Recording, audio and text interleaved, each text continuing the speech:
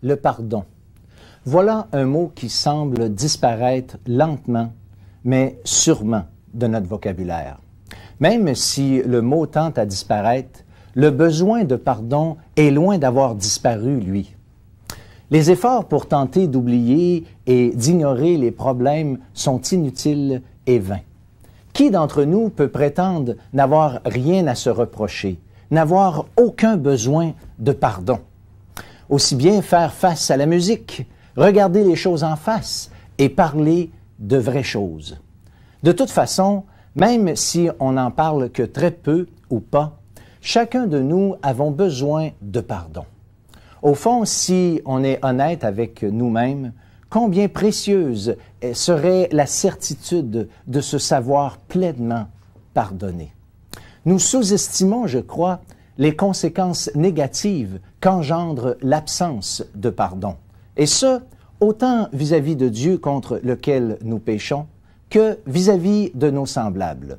La Bible rapporte l'état pitoyable du roi David après qu'il eut gravement péché contre Dieu, ayant commis un adultère et un meurtre.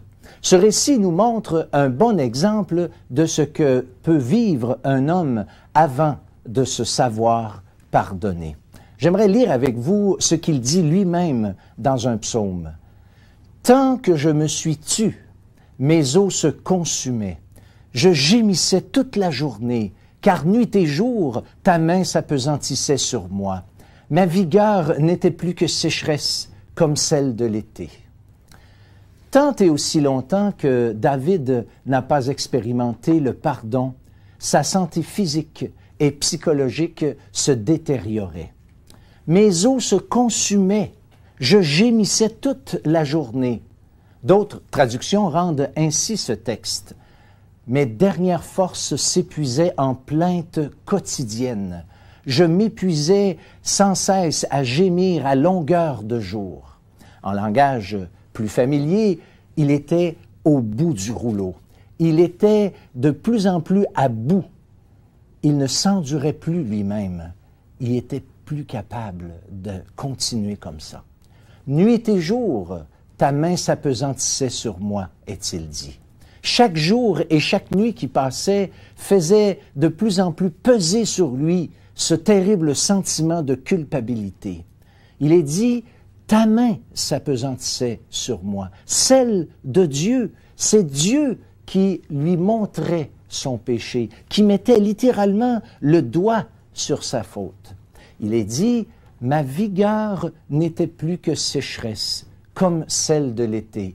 D'autres traduisent ainsi ce passage, j'étais épuisé, comme une plante au plus chaud de l'été. Ou une autre traduction encore, ma vigueur m'abandonnait. Une perte d'énergie, une fatigue extrême, le sentiment d'être accablé. Voilà ce qu'ont produit un péché, une faute dans la vie de cet homme qui n'était pas pardonné. Sans prétendre que ces phénomènes sont toujours causés par la culpabilité, je crois cependant que la culpabilité engendre généralement ce genre de conséquences. Dans la mesure que ces problèmes de santé physique et psychologique résultent de la culpabilité, la seule prescription qui vaille est le pardon. Aucun médicament ne peut soulager une conscience chargée. Quand on parle de pardon, nous devons faire deux catégories qui se ressemblent, mais qui sont distinctes. Le pardon de la part de nos semblables, ou, si vous voulez, entre nous, et le pardon de la part de Dieu. Voici en premier lieu quelques éléments nécessaires au pardon que nous avons besoin d'expérimenter les uns envers les autres. Il nous faut d'abord reconnaître le fait qu'il y a une faute. Cela semble élémentaire, penserez-vous, mais il se peut qu'il y ait eu rupture de relation entre deux personnes qui ait pour origine un simple malentendu. Parfois, une vérification des faits sera suffisante pour arranger les choses. Mais il faut encore dire qu'il y a dans le cas où il y a une faute, effectivement, il est d'une extrême importance que celui ou celle qui a péché reconnaisse sa culpabilité. On raconte l'histoire d'un roi qui avait décidé de gracier un coupable parmi les criminels emprisonnés. Ayant passé en revue plusieurs d'entre eux, chacun se justifiait en rejetant la responsabilité sur d'autres. Arrivant devant un meurtrier, celui-ci lui dit pourquoi il était là.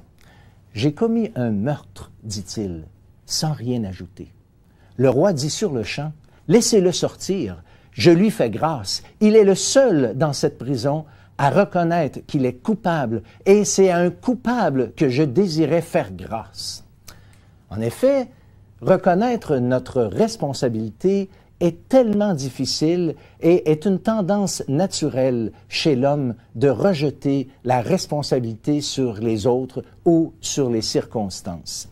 Il est important de prendre la part de responsabilité qui reflète la réalité. Faut-il encore souligner que la personne à qui la faute a été faite soit prête à pardonner, c'est-à-dire qu'elle soit prête d'assumer le tort qui lui a été causé. Telle est l'essence même du pardon.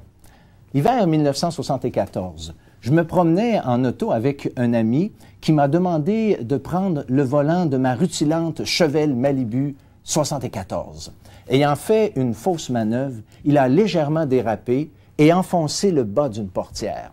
Vous savez, pour vraiment pardonner à mon ami, je devais moi-même assumer le coût de la réparation ou simplement endurer les dommages.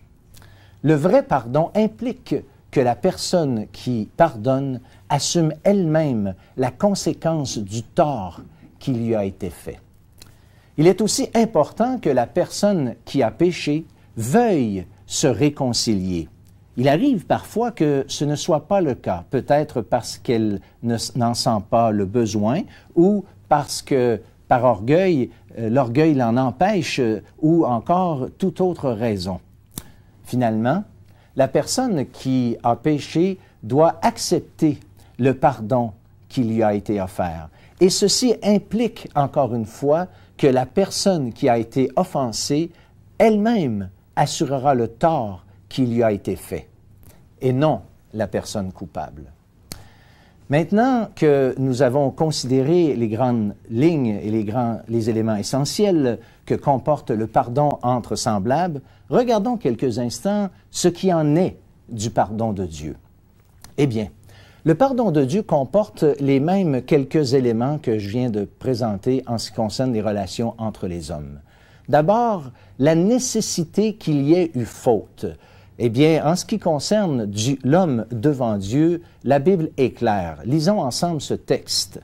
« Tous ont péché et sont privés de la gloire de Dieu. » Il ne s'agit pas seulement de reconnaître que je suis un pécheur, mais que ce fait me condamne devant la justice de Dieu. La Bible dit que Dieu ne peut tenir le coupable pour innocent. Donc, chacun de nous avons offensé Dieu. On peut vraiment dire que faute, il y a vraiment. Oui, nous avons péché devant Dieu. Mais justement, il nous faut reconnaître notre responsabilité en cela. En cela, nous ne devons pas imiter nos premiers parents qui, après avoir péché, ont chacun d'eux rejeté la responsabilité sur autrui. La femme, comme excuse, prie et dit que le serpent m'a séduite et j'en ai mangé. L'homme, de son côté, dit à Dieu, « La femme que tu as mise auprès de moi m'a donné de l'arbre et j'en ai mangé. » C'est le propre de l'être humain de rejeter la responsabilité sur autrui. Pour Ève, c'était la faute du serpent. Pour Adam, c'était la faute de sa femme. Un jour, lorsque j'étais à la piscine publique, j'ai loué un casier. J'étais incapable de me rappeler la combinaison pour ouvrir le cadenas. Je suis retourné au comptoir et je leur ai dit que j'avais oublié la combinaison. Quand le préposé eut entendu mon histoire, sa réponse m'a beaucoup étonné. Il dit, « Pour une fois que ce n'est pas la faute du cadenas. » Il n'y a pas de pardon possible, chers amis, en dehors de la grâce de Dieu. Celui qui ne reconnaît pas sa culpabilité ne peut être pardonné.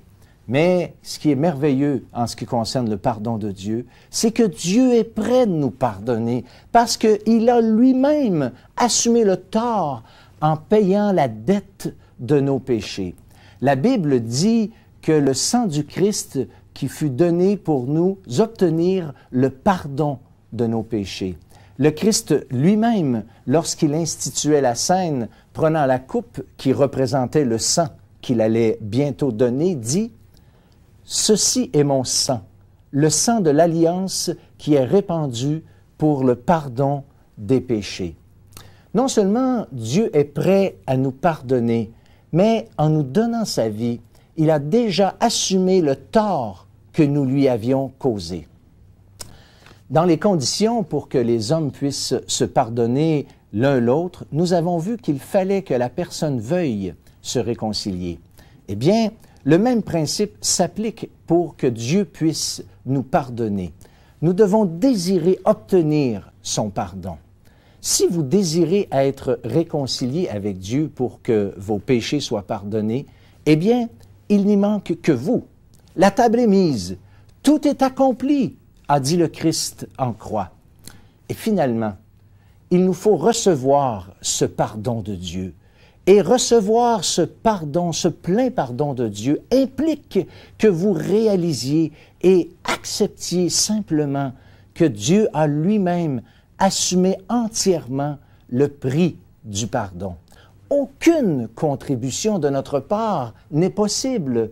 Personne ne peut se racheter lui-même. Dieu l'a fait pour chacun d'entre nous. Dans l'histoire que j'ai mentionnée tout à l'heure à propos de David, le récit nous rapporte que David, heureusement, n'est pas resté dans cet état pitoyable qui le ruinait littéralement dans son cœur, dans sa conscience et dans sa santé. Dieu lui-même est intervenu en grâce et lui a envoyé un prophète pour le confronter avec son péché. La conscience de David était tellement sensibilisée à son péché que immédiatement il a reconnu sa responsabilité. C'est lui qui va dire après « Je reconnais mes transgressions » dans le psaume 51 et le verset 5. C'est ce même David qui, après avoir vécu de tels sentiments de culpabilité, s'est un jour écrié « Heureux celui à qui la transgression est remise, à qui le péché est pardonné. » Tel est le résultat de ceux qui obtiennent le pardon de Dieu. Leur vie, comme disait mon ami Jean-Pierre, est complètement changée. Il n'y a rien qui est comme avant, après avoir expérimenté le pardon de Dieu. Pour recevoir à notre tour ce pardon, eh bien, il nous faut faire, si vous voulez, dans une certaine mesure, le même itinéraire que David a fait lui-même. D'abord, il nous faut reconnaître qu'il y a eu faute. Dans le cas de David, il avait commis adultère et meurtre. Direz-vous, je n'ai jamais commis adultère ni de meurtre. Mais le Seigneur Jésus est clair. Ceux qui convoitent dans leur cœur, déjà aux yeux de Dieu, font et accomplissent le péché. Et en ce qui concerne chacun d'entre nous, chers amis, devant Dieu, nous sommes tous des pécheurs. Oui, nous avons péché contre Dieu. En deuxième lieu, il est important de reconnaître notre responsabilité. Cette responsabilité qui cesse d'accuser autour de nous et qui cherche des coupables lorsque c'est nous qui, devant Dieu, avons pris des décisions et avons commis certains péchés ou, pour pas dire, on a vécu loin de Dieu, ce qui est, tant que ce que je comprends dans les Écritures, le pire péché que nous puissions commettre. Il nous faut aussi croire que le Christ a lui-même accompli sur la croix cette œuvre nécessaire pour nous obtenir un plein pardon. Lorsque le Christ était là en croix et qu'il disait « Mon Dieu, pourquoi m'as-tu abandonné ?» subissait à cette heure même ce jugement de Dieu. Et c'est pour ce péché, nos péchés, mes péchés, vos péchés, qu'il a livré sa vie. Et qu'est-ce qui est important? C'est aussi de vouloir et désirer être pardonnés. Il y en a qui ne veulent pas être réconciliés avec Dieu. Il y en a qui ne veulent pas du pardon de Dieu parce qu'ils ont décidé de continuer de vivre sans tenir compte de Dieu. Et si vous restez dans un tel état, vous ne pouvez pas être pardonné. Mais la repentance implique ce changement d'attitude pour vous tourner vraiment vers Dieu. Et finalement, par la foi, dans une simple prière, accepter, recevoir ce don du pardon. Si tu connaissais le don de Dieu, nous dit le thème de notre série d'émissions, allez devant Dieu simplement dans la prière. Dites-lui, Père, je reconnais, j'ai péché. J'aimerais tellement être pardonné. Et je réalise maintenant, c'est tellement simple, mais je le réalise, que Christ est mort pour mes péchés et que lui, à cause de son sacrifice à la croix, je peux maintenant recevoir ce pardon. Seigneur, je l'accepte, je le prends maintenant pour moi. Merci, merci Seigneur pour ça.